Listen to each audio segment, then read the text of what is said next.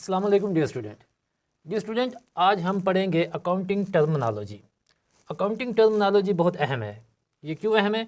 क्योंकि आगे हम जितनी भी अकाउंटिंग करेंगे ये सारी की सारी टर्मिनोलॉजी के ऊपर है। अगर हमें टर्मिनोलॉजी अच्छे से आती है तो हमें ट्रांजैक्शन की समझ आएगी, क्योंकि आगे जाके सारी ही टर्मिनोलॉजी इस्तेमाल होगी। कहीं पे कैपिटल इस्तेमाल हो रहा है, कहीं कहीं पे एसेट्स लफ्ज़ आएगा, कहीं पे लायबिलिटीज़ आएगा। तो अगर आपको इन टर्मिनोलॉजी का नहीं पता होगा तो आपको ट्रांजैक्शन की समझ नहीं आएगी। तो सबसे पहले टर्मिनोलॉजी को समझने की कोशिश करते हैं।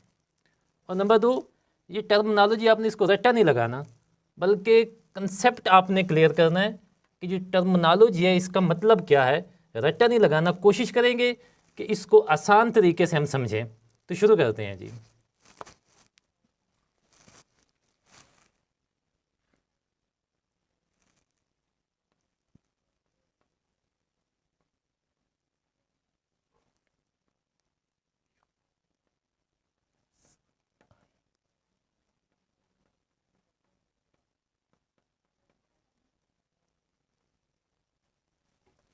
बिजनेस, नंबर फर्स्ट पे हमारे पास है बिजनेस।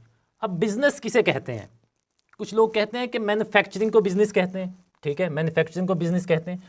कुछ लोग कहते हैं कि ट्रेडिंग को भी बिजनेस कहते हैं, सेल करना, परचेज करना, ये बिजनेस है, ये भी ठीक है। कुछ लोग कहते हैं कि सर्विसेज को भी बिजनेस कहते हैं, जिस तरह सीए फर्म होती है या कुछ फर्म्स होती हैं जो सर्विसेज फराहम करती हैं, उनको बिजनेस कहते हैं, ये भी ठीक है। अगर ये सारे बिजनेस हैं तो इसकी डेफिनेशन क्या होगी? सो बिजनेस की डेफिनेशन अगर हमने देखनी है तो एक सिंपल सा इसका ये तरीका है कि हमें देखना चाहिए कि जो हम काम कर रहे हैं इसके पीछे मकसद क्या है। अगर हम जो काम कर रहे हैं उसके पीछे मकसद है पैसे कमाना, प्रॉफिट कमाना, तो वो हमारा बिजनेस हो गया। जो भी काम उसके पीछे मकसद है प्रॉफिट कमाना, तो वो हमारा क्या होगा? वो हमारा बिजनेस होगा। आगे समझ? यानी कि हर वो काम जिसका मकसद पैसे कमाना है वो हमारा बिजनेस है। आगे चलते हैं।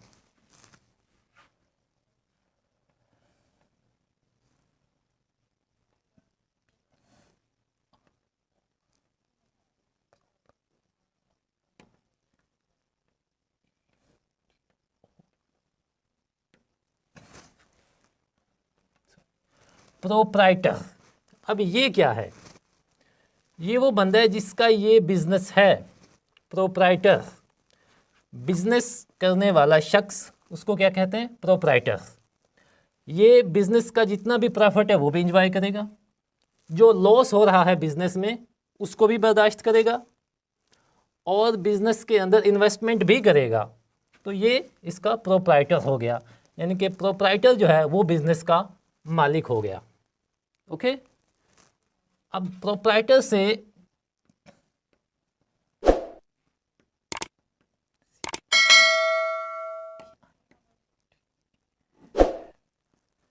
Capital, sorry number 3। अब ये कैपिटल क्या है? ये प्रोप्राइटर जो भी इन्वेस्टमेंट करेगा बिजनेस में, जितने से बिजनेस शुरू करेगा, जो इसके अंदर इन्वेस्टमेंट करेगा, वो बिजनेस की इन्वेस्टमेंट क्या कहलाएगी? कैपिटल। वो लाख रुपए इसमें लगाएगा, 2 लाख लगा रहा है, 10 लाख लगा रहा है, जो भी वो बिजनेस में इन्वेस्ट करेगा वो कैपिटल कहलाएगा। ठीक हो गया? अब कैपिटल वो किस तरह लाएगा, बिजनेस के अंदर इन्वेस्टमेंट किस तरह करेगा, उसको हम कहेंगे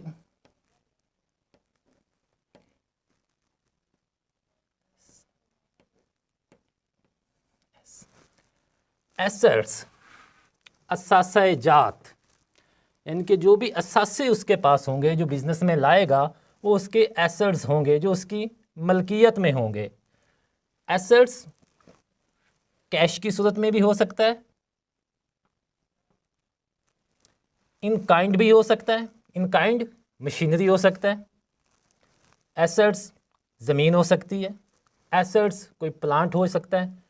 कुछ भी जो बिजनेस में वो लाएगा बिजनेस को चलाने के लिए, वो उसका एसेट्स कहलाएगा। उसका क्या कहलाएगा? सरमाया, एसेट्स।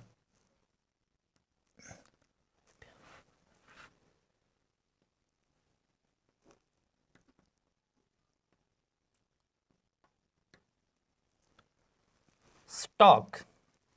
अब ये स्टॉक क्या है? स्टॉक कहते हैं जो चीज़ें बिजनेस में हमारे पास बच जाती हैं, उनको क्या कहते हैं? स्टॉक कहते हैं।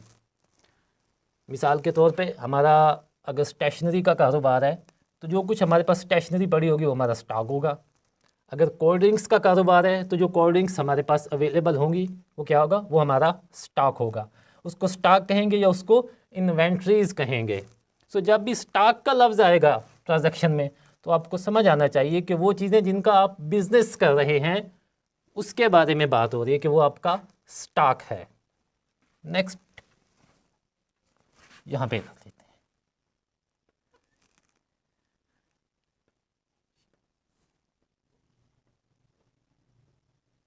गुड्स। अब गुड्स किसको कहते हैं? गुड्स कहते हैं उन चीज़ों को जो बिज़नेस में इस्तेमाल हो रहे होते हैं, जिनका बिज़नेस हो रहा होता है। मिसाल के तौर पे अगर किसी का कोल्ड ड्रिंक्स का बिज़नेस है तो वो कोल्ड ड्रिंक्स को गुड्स कहेंगे, ठीक है। अगर किसी का स्टेशनरी का है तो स्टेशनरी को गुड्स कहेंगे। जिस चीज़ में बिज़नेस हो रहा है या जिस चीज़ का बिज़नेस हो रहा है उन चीज़ों को गुड्स कहा जाएगा। जब भी गुड्स का लफ्ज़ आएगा ट्रांजैक्शन में तो आपको समझ आना चाहिए कि ये बिज़नेस के मुतालिक जिसका बिज़नेस हो रहा है उन अशिया का ज़िक्र हो रहा है। उर्दू में इसको अशिया कहते हैं, यानी कि कारोबारी अशिया। एक शख्स की करियाने की दुकान है तो ये करियाने में जितनी भी चीज़ें होंगी जो उसने ख़रीद के आगे सेल करने के मकसद के लिए ली होंगी उनको गुड्स कहा जाएगा। पहले वो ख़रीदेगा अपने पास और फिर आगे वो सेल करेगा। सो ऐसी चीज़ें जिनको ख़रीद के आगे दोबारा फ़रोख्त करना है उनको गुड्स कहा जाएगा। अब गुड्स में से दो चीज़ें और निकल रही हैं। आप ये देखें,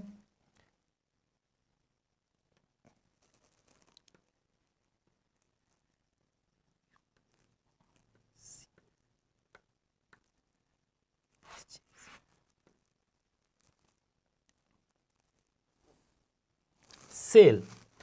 पहली इसमें से आ रही है परचेज। परचेज किसे कहते हैं? जब ये अशिया ख़रीदेगा तो उसको कहा जाएगा परचेज, और जब अशिया फ़रोख्त करेगा तो उसको सेल्स कहा जाएगा। ट्रांजैक्शन में आएगा गुड्स परचेज। आपको फ़ौरन समझ आना चाहिए कि कारोबार, जिस चीज़ का कारोबार हो रहा है वो अशिया ख़रीदी जा रही हैं। ट्रांजैक्शन में आएगा गुड्स सेल। आपको समझ आना चाहिए कि कारोबार में जो अशिया हैं वो फ़रोख्त हो रही हैं, उसको सेल किया जा रहा है। जिस चीज़ का बिज़नेस हो रहा होता है उसको गुड्स कहा जाता है, और जब वो चीज़ें ख़रीदी जाती हैं उनको परचेज़ कहा जाता है। किस मकसद के लिए? चीज़ें ख़रीद के दोबारा सेल करने के मकसद के लिए। और जब उनको सेल किया जाता है तो वो क्या? सेल्स कहलाती हैं। ये हमारी गुड्स में से दो चीज़ें निकल आएँ। नेक्स्ट आगे चलते हैं। ये हमारे पास पॉइंट नंबर 7 और ये 8 हो गया।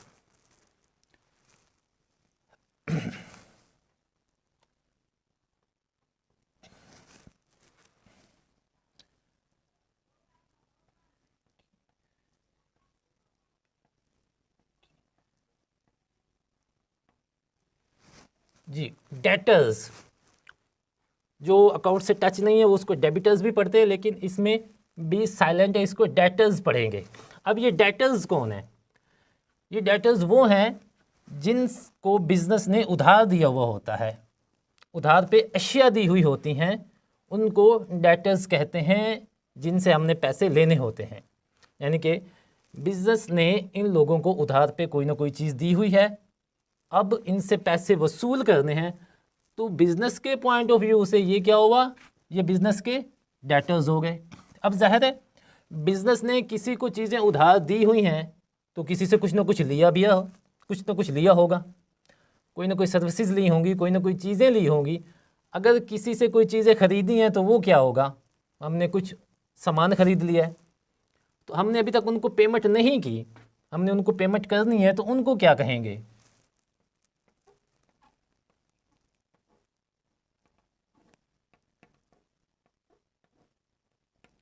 क्रेडिटर्स। ये हमारे क्रेडिटर्स कहलाएंगे, जिनको हमने पेमेंट करनी है, जिनसे हमने चीज़ें ख़रीदी हुई हैं, वो हमारे क्रेडिटर्स हैं। इतना क्लियर हो गया? अब है हमारे पास लायबिलिटीज़।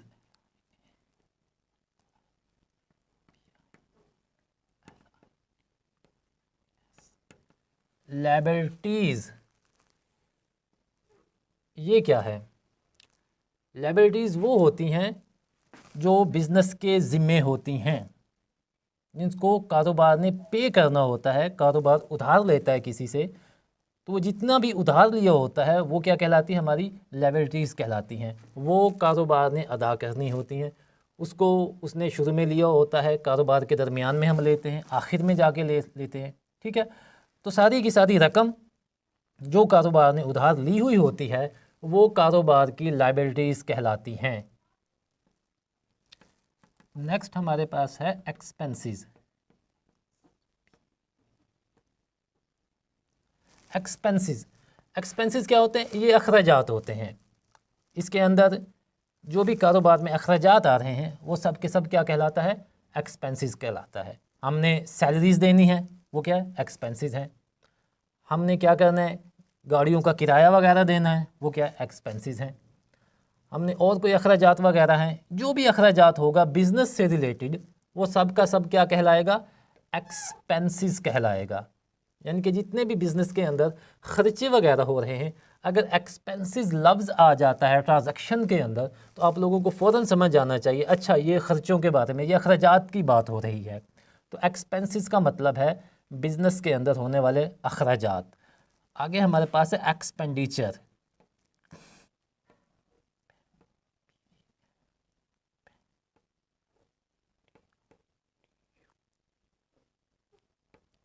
एक्सपेंडिचर्स।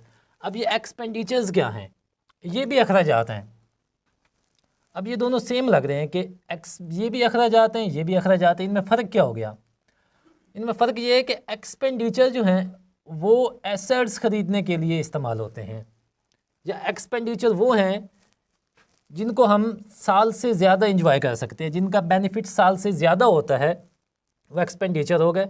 मिसाल के तौर पे हमने कोई एसेट्स परचेज़ किया है, सो एसेट्स परचेज़ करने पे जो ख़र्चा होगा उसको हम एक्सपेंडिचर्स कहेंगे। और वो एक्सपेंस जिनका फ़ायदा साल से कम हो उनको एक्सपेंसेस कहते हैं। यानी कि हमारी माहाना सैलरीज़ हो गई, वो क्या है? एक्सपेंसेस हैं। या हमारे यूटिलिटी बिल्स हो गए, वो क्या होता है? वो एक्सपेंसेस होता है। या यूँ समझ लें कि एक्सपेंसेस वो हैं जिनको हम इस्तेमाल कर चुके होते हैं, पेमेंट बाद में की जाती है। यानी कि सर्विसेज हम ले चुके हैं, तनख्वाहें हम बाद में देते हैं। या बिजली हम इस्तेमाल कर चुके होते हैं, पेमेंट बाद में देते हैं। तो जिनको इस्तेमाल कर चुके होते हैं, बाद में पेमेंट होती है, वो क्या है? एक्सपेंसेस हैं।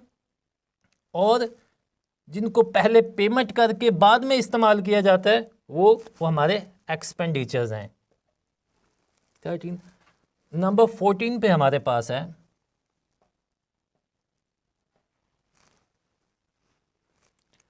परचेज से रिलेटेड गुड्स से हमने दो चीज़ें निकाली, परचेज और सेल। अब परचेज में से हमारे पास आ रहा है परचेज रिटर्न।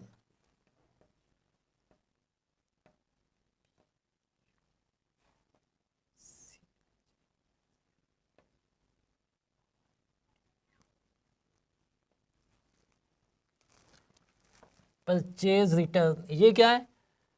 कि जो माल हम ख़रीदते हैं वो हमें किसी न किसी वजह से वापस करना पड़ता है, उसको क्या कहेंगे? Purchase return. माल डिफेक्टिव था, हमें पसंद नहीं आया, उसकी क्वालिटी अच्छी नहीं थी, या कोई भी वजह हो सकती है, कोई भी उसमें खामी हो सकती है, तो हम उस माल को वापस कर देते हैं। तो वो हमारे पास टर्मिनोलॉजी में क्या कहलाएगा? Purchase return. और उसके बाद हमारे पास आ जाएगा सेल से एक रिटर्न।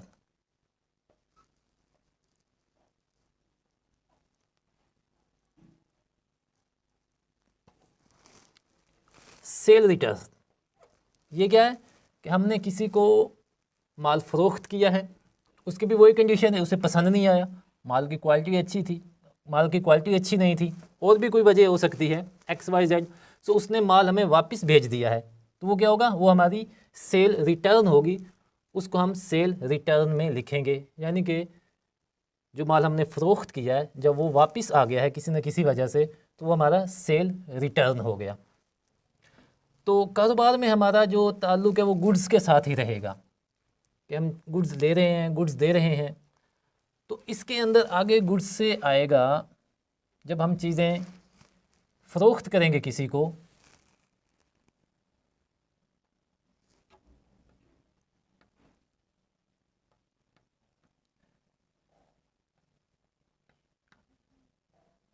CE invoice.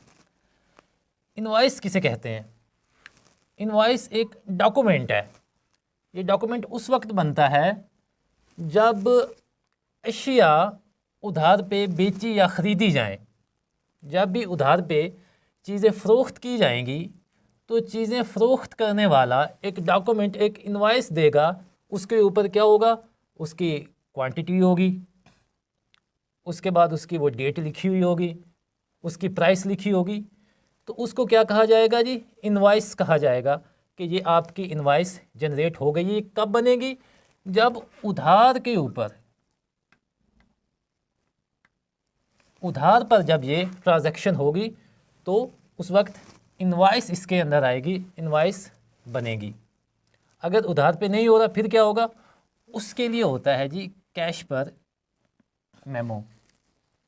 इस कैश मेमो के ऊपर भी वो सारी डिटेल लिखी हुई होगी, डेट लिखी होगी, कस्टमर का नाम लिखा होगा, क्वांटिटी लिखी होगी, उसका टोटल करके बिल बनाया हुआ होगा।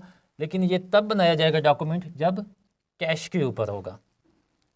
अब गुड्स से रिलेटेड ही एक और चीज़ है, उसको हम कहते हैं डिस्काउंट।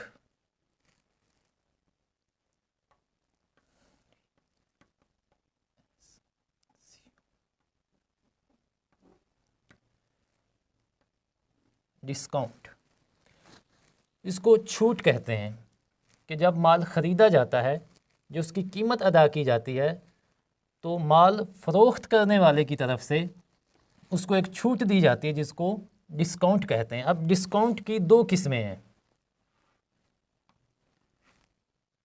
एक हमारे पास है ट्रेड डिस्काउंट,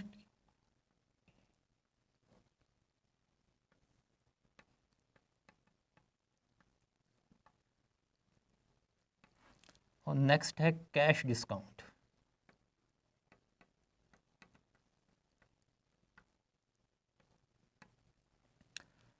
ट्रेड डिस्काउंट किस वक्त दिया जाता है?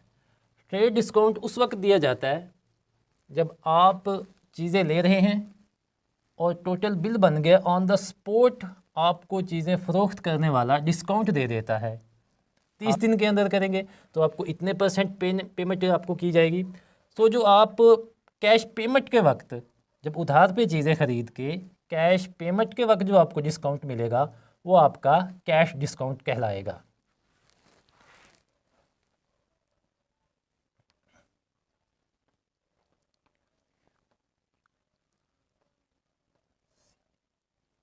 वॉचर। अब ये वॉचर क्या है? वॉचर एक रिटन एविडेंस होता है किसी भी ट्रांजैक्शन का। जितनी भी ट्रांजैक्शनें की जाती हैं तो उनको जर्नल पे पोस्ट करने से पहले उसका वॉचर बनाया जाता है। उसको लिखा जाता है डेट के साथ, जो भी उसके ऊपर पार्टिकुलर्स होते हैं उनको फिल किया जाता है, तो वो एविडेंस हो जाते हैं। उसके ऊपर सिग्नेचर्स वगैरह भी होते हैं।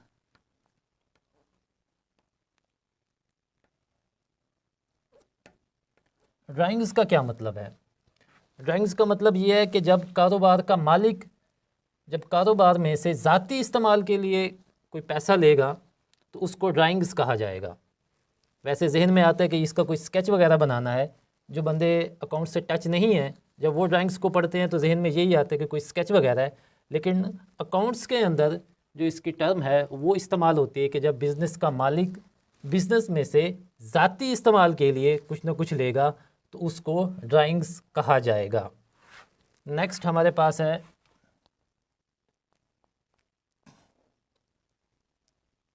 इक्विटी।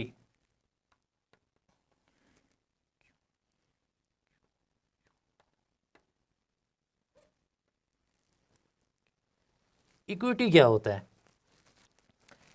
इक्विटी मालिक को बताती है कि उसके असल एसेट्स कितने हैं। कि एसेट्स को जांचने के लिए हम कहते हैं ऑनर्स इक्विटी क्या है। तो ऑनर इक्विटी एसेट्स पे क्लेम होता है किसी भी मालिक का।